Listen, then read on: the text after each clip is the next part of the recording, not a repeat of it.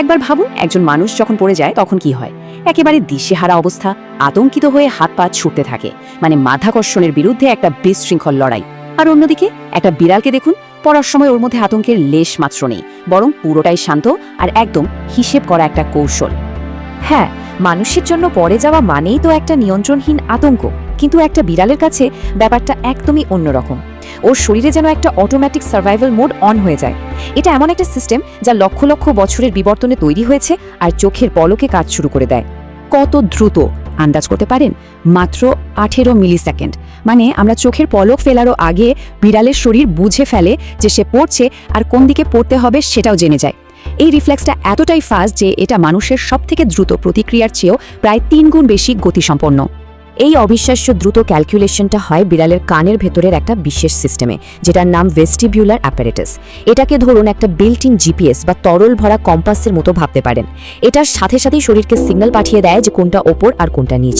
মানে মানুষের ব্রেন যখন ভয় পেয়ে সিচুয়েশন প্রসেস করতে ব্যস্ত, বিড়ালের শরীর ততক্ষণে সমস্যাটা সলভ করে ফেলেছে। কিন্তু এখানেই একটা বিরাট প্রশ্ন চলে আসে, একটা ফিজিক্সের প্যারাডক্স। আর এই ব্যাপারটা এতটাই অদ্ভুত ছিল যে 19 শতকে জেমস ক্লার্ক ম্যাক্সওয়েলের মতো বিজ্ঞানীরাও এটা নিয়ে রীতিমতো ধাঁধায় পড়ে গিয়েছিলেন। এই ধাঁধার মূলে আছে ফিজিক্সের একটা ফান্ডামেন্টাল ল, কৌণিক ভরবেগের সংরক্ষণ সূত্র। এখন সহজ করে বললে সূত্রটা হলো, শূন্যে ভাসতে থাকা কোনো জিনিস বাইরে থেকে কোনো ধাক্কা বা বল ছাড়া নিজে নিজে তার ঘোরার দিক বদলাতে পারে না। তাহলে বিড়াল এটা করে কিভাবে? আর উত্তরটা আরও অবাক করার মতো। বিড়াল আসলে এই সূত্রকে ভাঙে না, বরং দারুণ বুদ্ধিমত্তার সাথে এই সূত্রটাকে কাজে লাগায়। কিভাবে? খুব সিম্পল।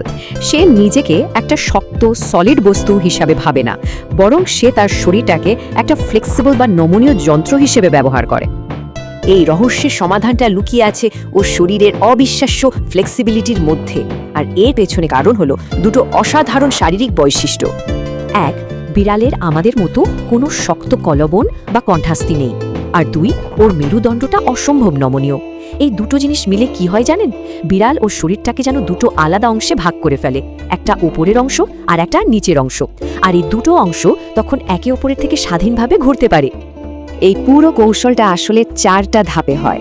ফার্স্ট স্টেপ, বিড়াল তার সামনের পা দুটোকে বুকের কাছে গুটিয়ে নেয় আর পেছনের পা দুটোকে ছড়িয়ে দেয়। এতে কি হয়? সামনের অংশের ঘোড়ার বাধা বা জড়তা কমে যায় আর পেছনের অংশের জড়তা বেড়ে যায়।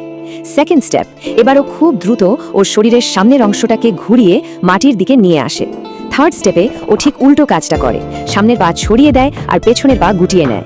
আর ফাইনালি, যেহেতু জড়তা এখন উল্টে গেছে, পেছনের অংশটাও দ্রুত ঘুরে সামনের অংশের সাথে এক লাইনে চলে আসে। ব্যাস, 180 ডিগ্রি ফ্লিপ কমপ্লিট। তো শরীর ঘোরানোর মতো কঠিন কাজটা তো হয়ে গেল, কিন্তু চ্যালেঞ্জ তো এখনো শেষ হয়নি। এখন সবচেয়ে বড় কাজ হলো নিরাপদে মাটিতে নামা। আর এখানে বিড়াল ফিজিক্সের আরেকটা দারুণ ট্রিক ব্যবহার করে ওর পড়ার গতি কমানোর জন্য। এই স্টেজে এসে বিড়ালটা নিজেকে একটা জীবন্ত প্যারাশুটে বদলে ফেলে। ও ওর শরীরটাকে আক্ষরিক অর্থে একটা উড়ন্ত কাঠবিড়ালির মতো চারদিকে ছড়িয়ে দেয়। এর ফলে কি হয়? বাতাসের বাধা অনেক বেড়ে যায়, যা ওর পড়ার গতিকে কমিয়ে দেয় আর ওকে ধীরে ধীরে নিচে নামতে সাহায্য করে। আর এর ফলাফল অবিশ্বাস্য। এই একটা কৌশলের জন্য বিড়ালের পড়ার সর্বোচ্চ গতি, মানে টার্মিনাল ভেলোসিটি, প্রায় অর্ধেক হয়ে যায়। ভাবুন তো, একজন মানুষ পড়ে প্রায় 120 মাইল প্রতি ঘন্টা বেগে, আর একটা বিড়াল পড়ে মাত্র 60 মাইল প্রতি ঘন্টা বেগে। স্পিড অর্ধেক, মানে মাটিতে ধাক্কাটাও অনেক কম।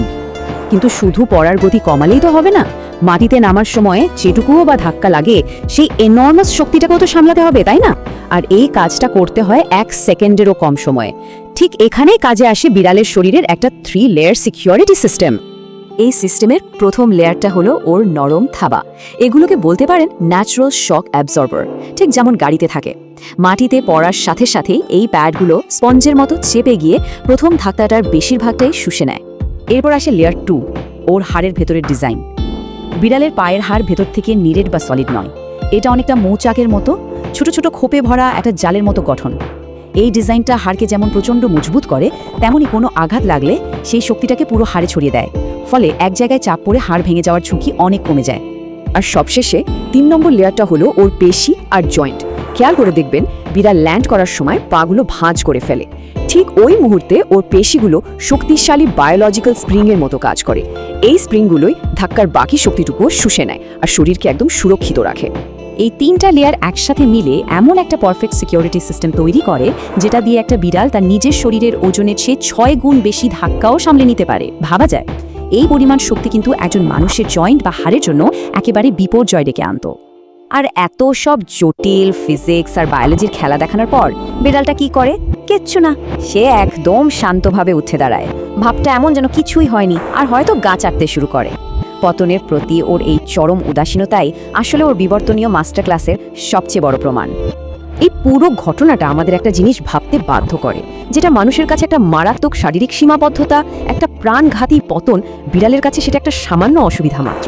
তাহলে একবার ভাবুন তো, প্রাণী জগতে প্রকৃতির নিয়মগুলোকে কাজে লাগানোর এমন আরো কত অসাধারণ আর বিস্ময়কর উদাহরণ লুকিয়ে আছে।